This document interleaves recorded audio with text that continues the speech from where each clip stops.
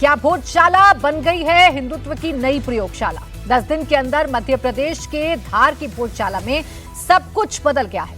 भोजशाला पूरी तरह से हिंदू मंदिर घोषित हो चुकी है। भोजशाला में अब नमाज नहीं पढ़ी जा रही, बल्कि 10 दिनों से लगातार मां वाग्देवी की पूजा हो रही है। बीजेपी इसे सत्य सनातन की जीत बता रही है। 27 से लेकर 29 के चुनाव तक में इसका असर तलाश रही है। धार की भोजशाला के बारे में इंदौर हाईकोर्ट के फैसले को अयोध्या 2.0 कहा जा रहा है। सीएम मोहन यादव अयोध्या मॉडल की तर्ज पर भव्य दिव्य भोजशाला संस्कृति केंद्र की बात कर रहे हैं। उधर कांग्रेस, खासकर दिग्विजय सिंह, इतिहास और कानून की फाइलें खोल रहे हैं। याद दिला रहे हैं कि पुरानी एएसआई रिपोर्ट में मंदिर होने के स्पष्ट प्रमाण नहीं मिले थे। महमूद मदनी से लेकर एआईएमआईएम प्रमुख ओवैसी तक प्लेसेस ऑफ वर्शिप एक्ट का हवाला दे रहे हैं और आरोप लगा रहे हैं कि बीजेपी असली मुद्दों से ध्यान भटकाने के लिए हिंदू मुस्लिम की सियासत कर रही है। यानी दोनों तरफ से भोजशाला को सियासत की नई प्रयोगशाला बनाया जा रहा है। अब सवाल यह है कि क्या भोजशाला के वर्डिक्ट में इतना पोटेंशियल है कि वो 80% हिंदुओं को साथ ला सकता है? आज इस पर हम चर्चा करेंगे, लेकिन आपको बता दें कि आज मध्य प्रदेश के मुख्यमंत्री भी भोजशाला पहुंचे पूजा अर्चना करने के लिए।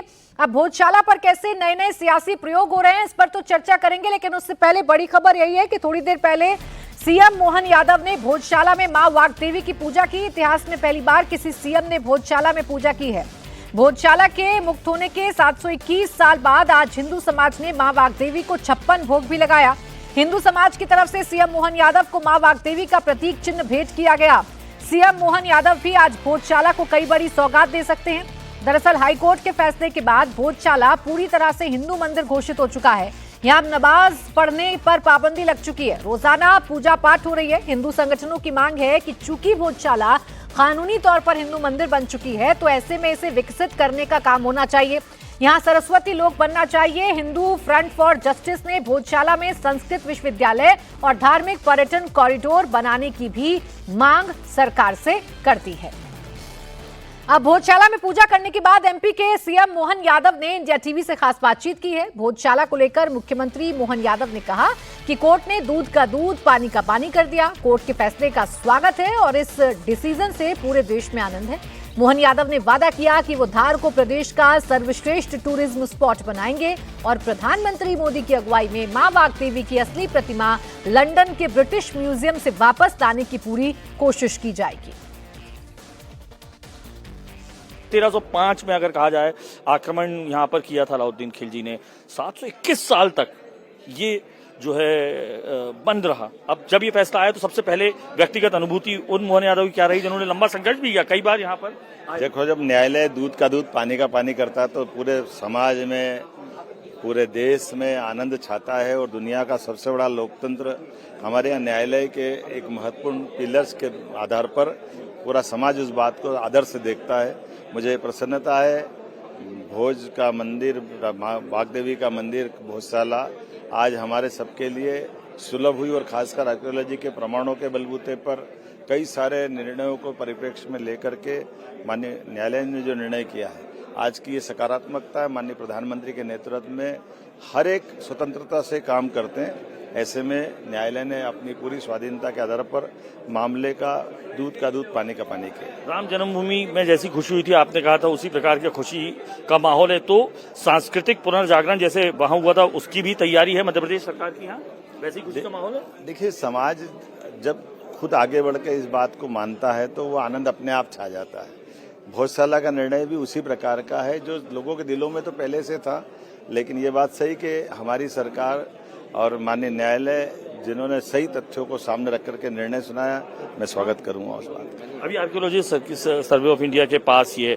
किस तरीके से इसमें जैसे सरस्वती लोक बने, उसके लिए एएसआई से कोई बातचीत या केंद्र सरकार से बातचीत? देखिए, धार को परिप्रेक्ष्य में लेकर विकास की बहुत सारी संभावना बनेगी।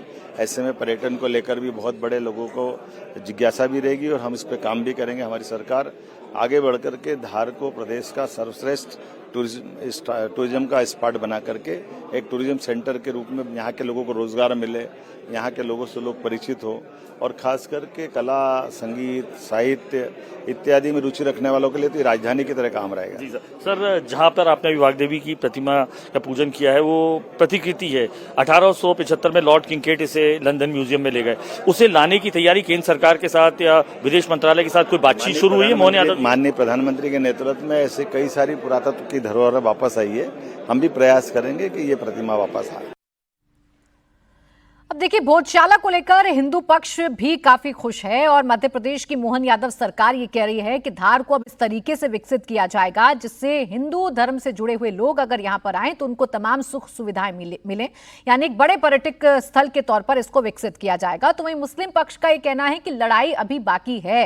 बेशक हाईकोर्ट की तरफ से यह आदेश जारी हो गया हो या बेशक हाईकोर्ट के आदेश के मुताबिक ये जो भोजशाला है ये पूरी तरीके से हिंदू पक्ष को दे दी गई हो, इसे मंदिर बता दिया गया हो, लेकिन सुप्रीम कोर्ट में अर्जी लगा दी गई है और सुप्रीम कोर्ट में हम इस अर्जी पर चुनौती देने जा रहे हैं।